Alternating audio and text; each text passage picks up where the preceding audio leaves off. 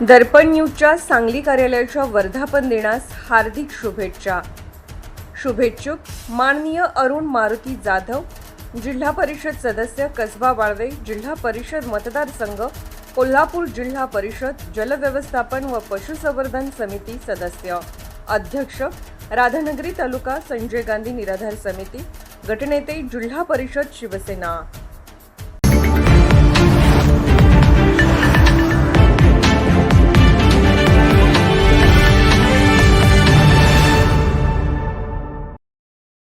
राधानगरी तालुक्यातील तळाशी गावचे सरपंच बबन उर्फ चंद्रकांत जाधव यांच्यावर 3 दिवसांपूर्वी झालेला प्राणघातक हल्ला हा बनाव असून या घटनेत आमचा कोणताही संबंध नसल्याचा खुलासा कसबा वाळवे जिल्हा परिषद मतदारसंघाचे सदस्य अरुण मारुती जाधव यांनी पत्रकार परिषदेत दिला. जाधव म्हणाले, 26 एप्रिल रोजी सरपंच बबन जाधव यांनी विजय जाधव यांच्या गुराळाजवळ गाडी अडवून हल्ला झाल्याचा आरोप केला. मात्र त्यांच्या गाडीची केवळ एकाची काच फुटली होती आणि त्यांच्या अंगावर कोणतीही जखम झाल्याचे वैद्यकीय प्रमाणपत्र त्यांनी दाखवावे. अशा प्रकारच्या परिस्थितीत हा हल्ला संशयास्पद असून त्यांनी व त्यांच्या गटानेच हा बनाव केल्याचा आमचा आरोप आहे.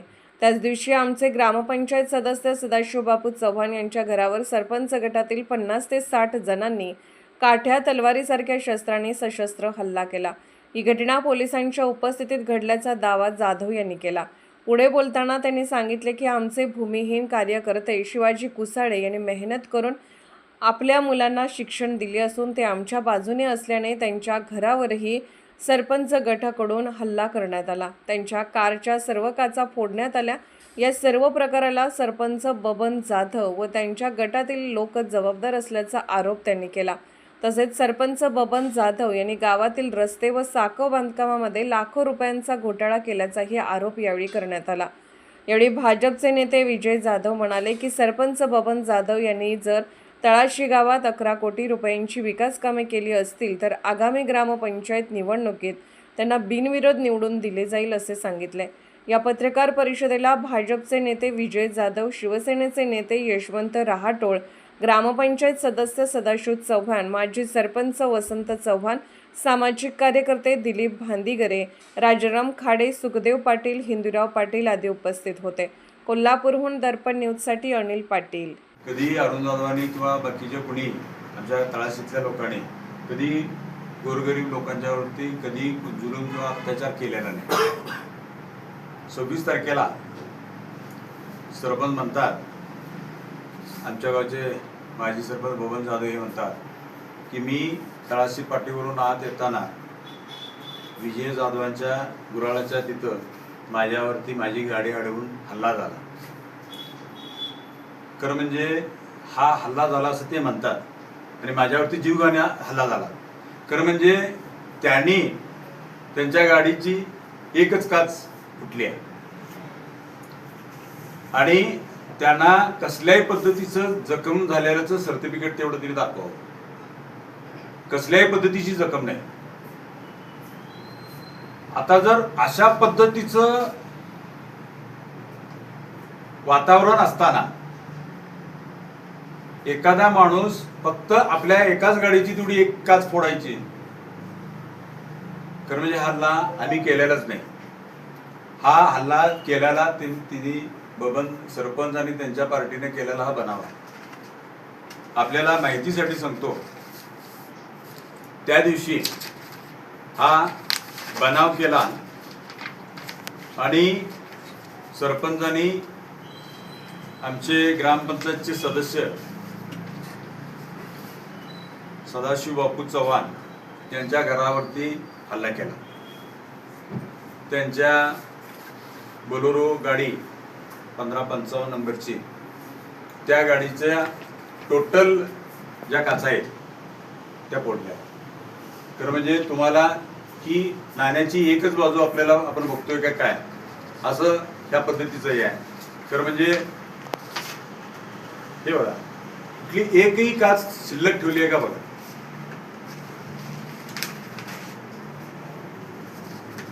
आणि फक्त त्याच्यामध्ये प्रचंड पद्धतीनं दहशत निर्माण करायची.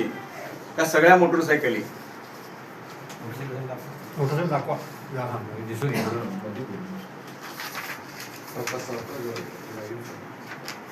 या सगळ्या मोटरसायकलीची तोडफोड या ठिकाणी केलेली आहे. आणि त्याच दिवशी हे त्यांच्या घरावरती आलेले जे लोक होते, आमच्या आमच्या सदाशिव बापूंच्या घरातल्याने एका महिलेनं हा व्हिडिओ केलेला आहे त्या विरोधी पार्टीच्या लोकांचा.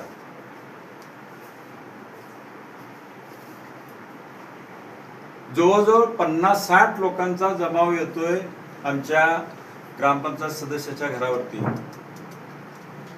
आणि प्रत्येकाच्या हातात काठी, तलवार अशा पद्धतीची घातक शस्त्र असेल, त्याच्यामध्ये गज आहेत. आणि हे सगळं झालं ते पोलिसांच्या समोर झालं.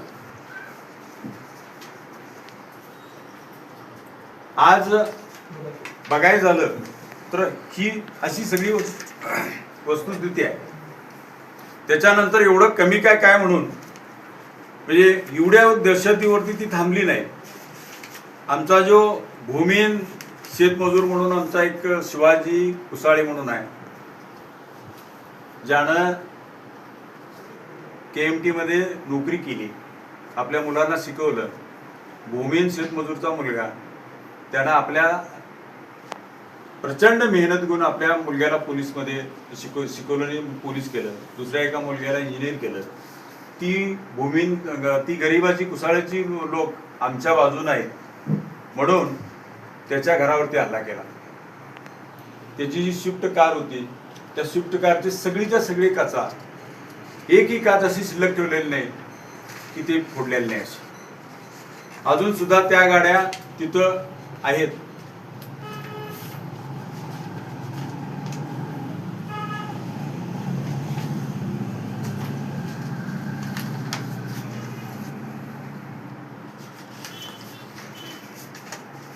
आता गरीबाचा ट्रॅक्टर सुद्धा होता, त्या ट्रॅक्टरवर सुद्धा त्याने हल्ला केला. फक्त का तर ती आमच्या पार्टीला आहेत. अशा पद्धतीचं वातावरण दहशतीचं जर कुणी करायचं असेल, केलेलं असेल, तर ते आमच्या गावातले बबन जाधव आणि त्यांच्या पार्टीच्या सगळ्या लोकांनी केले. आणि सांगायचं काय की हे सगळं अरुण जाधव करतात. आज माझी आपल्या सर्वांना पत्रकारांना विनंती आहे की त्यांना काही जखम झाली का बघा. काही जखम झाली, हा अक्षरशः म्हणजे आमच्या लोकांनी त्याला काहीच केलेलं नाही. त्यांनीच हा बनाव रचलाय. आणि लोकांना मात्र सगळ्या सांगायला लागलेत की माझ्यावरती प्रचंड मोठा म्हणजे याचा प्राणघातक हल्ला झाला. असं झालेलंच नाही. काय असतं तर त्यांनी जखम दाखवावी. जखम नाही, बाकीचं काहीच नसताना तुम्ही जर अशा पद्धतीने करायला लागला तर हे चुकीचं आहे. आम्ही शांततेत जगणारे लोक आहे. खरं म्हणजे आमचे वडील स्वर्गीय जाधव गुरुजी या पंचकृषीमध्ये सगळ्या लोकांना माहिती आहे. सातत्यानं आमचं घराणं जे संप्रदाय चालवणारं घराणं, त्या संप्रदायाच्या चालवत्यामध्ये 1958 पासून आमची जी पायी दिंडी आहे पंढरपूरला जाणारी, त्या दिंडीचं आमचे घरातलं लोक सगळे नेतृत्व करायचे. आमच्या वडिलांनी कधी, जाधव गुरुजींनी कधी त्या याच्यामध्ये पार्टी आणली नाही. त्या सगळ्या लोकांना जे जे लागत तेवढं सहकार्य करायची भूमिका आमची असायची.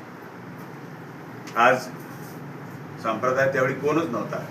आमच्या भागामध्ये फक्त तळाशीत, आऱ्यामध्ये आणि चांड्यामध्ये या 3च गावामध्ये संप्रदाय असायचा. इतर गावामध्ये कुठला म्हणजे एखादा बाबा जर पंढरपूरचा वारकरी नसायचा. अशा पद्धतीचं वातावरण असताना संप्रदाय रुजवायचं काम जर कुणी केलं असेल तर ते बापू महाराज, आनंद आश्रम स्वामी आमचे सुरेगावचे या लोकांनी इथं तळाशीमध्ये मठ स्थापन करून त्याच्यामध्ये प्रचंड पद्धतीचं चांगलं असं काम, संप्रदाय रुजवायचं काम या ठिकाणी केलं. आणि त्यावेळपासून आज अखेर आमच्या गावाची दिंडी पायी माघवारीला जी जाणारी दिंडी आहे ती अतिशय चांगल्या पद्धतीने जाते. आज आपण म्हणतोय प्रत्येकानं आपल्याबद्दल चांगलं मत असावं. त्याच्यानंतर त्यांचेच हे झाल्याने आमच्या वडिलांनी तुकाराम गाथेचं निरूपण केलं. आता तुकाराम गाथेचं निरूपण करत असताना त्याच्यामध्ये 20-25 वर्ष काम केलं, परंतु कधी आमच्या वडिलांनी जे सगळं रॉयल्टीचे जे हक्क जे होतं, पुस्तक लिहिल्यानंतर त्याला जे काय हे मिळतं, मानधन जे मिळतं, ते सगळे हक्क आम्ही शिवाजी युनिव्हर्सिटीला, शिवाजी विद्यापीठाला देऊ. आम्हाला त्याच्यातनं समजा जर काय आर्थिक प्रगती करायची असती किंवा आर्थिक जर काय हे करायचं असतं तर आम्ही आमच्याकडे ते हक्क ठेवले असते आमच्या वडिलांनी, किंवा त्यांच्या पोराबाळांना म्हणजे आम्हाला मुलांना त्यांचा काहीतरी लाभ मिळावा हा सुद्धा प्रत्येक जण त्याचा हेतू असतो, परंतु असं कधीही झालं नाही. आणि हे माणसाचं सगळं भात शिजलाय का बघायला सगळं एक शीत तपासलं की समजतंय सगळं. मात्र ह्या बबन जाधवांना प्रत्येक ह्याच्यामध्ये की साकव अशा पद्धतीनं बांधायची की जवळजवळ 25 भर साकव अशी 30-35 साकव अशी त्यांनी बांधली की त्याच्यामध्ये जाग्यावरती अस्तित्वात साकवच नाही. आणि साकव अस्तित्वात नसताना आम्ही माहितीच्या अधिकाराखाली आम्ही अर्ज केले आणि अर्ज केल्यानंतर त्यांच्या लक्षात आलं की बाबा आपण सापडतोय. उदाहरण सांगायचं झालं तर बारवाडी ते आवळीच्या रस्त्यावरती साकव बांधण्याच्या संदर्भातला बांधला असं दाखवलं आणि त्या ठिकाणी रस्ताच तो नाही अस्तित्वात अशा पद्धतीचं जवळजवळ याची किंमत किती होत्या तर 35 लाख रुपये किंमत होती. साखो बांधलंच नाही, पैसेच उचलले. असं एकच नाही, असं प्रत्येक ठिकाणी. दुसरं साखव कौलचं साखव जे भोपळवाडीच्या ठिकाणी बांधायचं होतं त्या लोकांनी खरं म्हणजे फार मोठं आंदोलन या ठिकाणी केलं की ज्या ठिकाणी ठराव घेतला होता त्या ठिकाणचा ठरावाच्या ज्या ठिकाणी नेमून दिलेलं होतं त्या ठिकाणी ते साखव बांधलेलं नाही.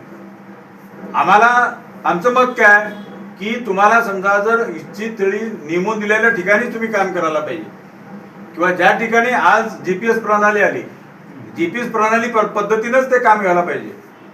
परंतु तसं न करता या लोकांनी तिथं न साखव बांधल्यामुळं कौलोच्या लोकांनी भोपळवाडीच्या फाट्याला रास्ता रोको आंदोलन या ठिकाणी केलं होतं. आणि ह्याचा कोण कंत्राटदार आहे तर तो बबन विठ्ठल झाला. निर्भीड बेधडक बातमीसाठी दर्पण न्यूज चॅनलला लाईक करा, शेअर करा, सबस्क्राईब करा. मुख्य संपादक अभिजित रांजणे, दर्पण न्यूज.